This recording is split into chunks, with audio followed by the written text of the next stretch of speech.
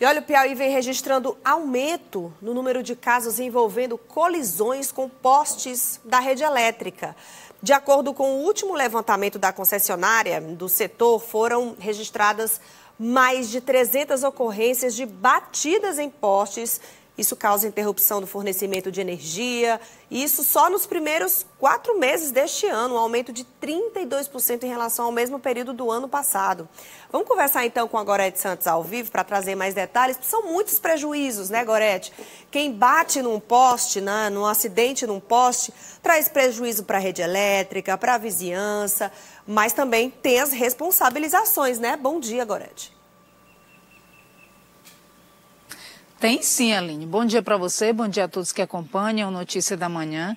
São, na verdade, estatísticas, né, que impressionam, porque foram 341 ocorrências só nos 4 primeiros meses deste ano aqui no estado do Piauí.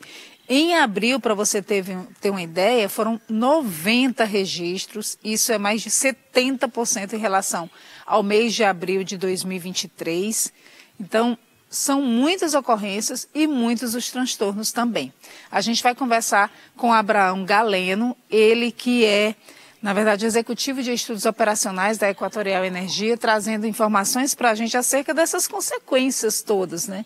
Primeiro, um transtorno enorme para toda a vizinhança, porque há efetivamente uma interrupção no fornecimento de energia elétrica até que tudo seja restabelecido. É preciso fazer a troca, inclusive, desse poste, né? Mas há responsabilizações também para quem comete esse tipo de ato, né? Esse tipo de ocorrência. Quais que seriam? Bom dia. Bom dia a todos. O número chama atenção, né? Realmente se tratando de abril, né? Um mês com maior quantidade de ocorrências nos últimos 3 anos. A gente está falando de 90 ocorrências de poste.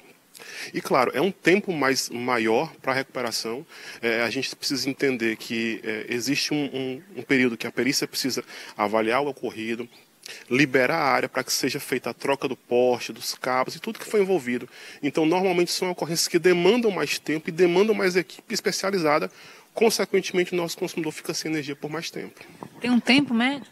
Então, o tempo médio ele varia de acordo com o poste que foi afetado, né? Nós temos poste pequeno e médio porte, como também postes grandes. Então, isso pode variar de 4 até 6, 7 horas por dia, dependendo da complexidade do acidente que ocorreu. Para quem provoca o acidente, quais seriam as responsabilidades? É importante frisar que a participação da população é muito importante nesse movimento. Identificando os condutores infratores que muitas vezes se evadem do local. Então, uma vez que a gente consegue identificar, né, quem foi o que provocou o acidente, inicialmente numa esfera administrativa a gente tenta reparo de danos, né? Posteriormente, caso não tenha sucesso, com a esfera judicial ele pode sim ser responsabilizado e pagar os prejuízos causados. Da ordem de quanto, na verdade, os custos?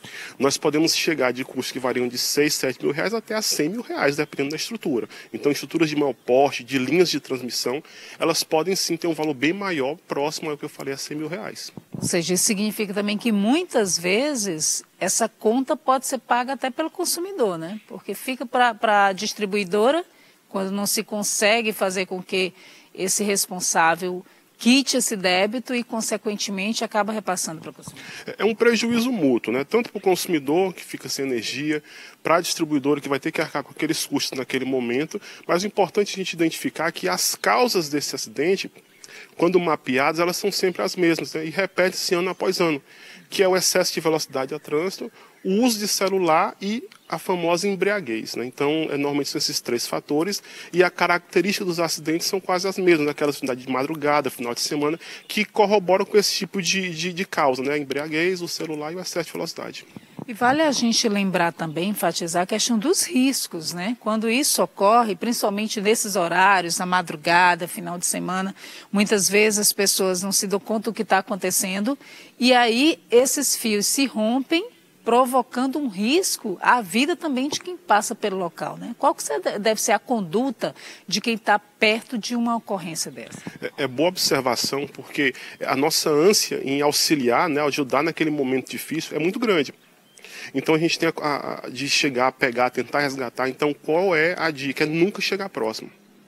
mesmo que haja vítimas, a gente não chega, a gente não toca no carro, evita tocar na vítima e até nos cabos, porque a gente não sabe a condição daquele acidente. Então, o coerente qual é? A gente ligar para o 193, Corpo de Bombeiros, posteriormente ligar para o 0800, 086, 0800, informando o acidente, que a Equatorial envia a equipe técnica especializada para fazer a liberação da área e o posterior trabalho. Então, regra básica é não tentar se encostar nos cabos e nos postes, até no carro, né, tentando salvar as pessoas, porque a gente não sabe de fato como está a área afetada.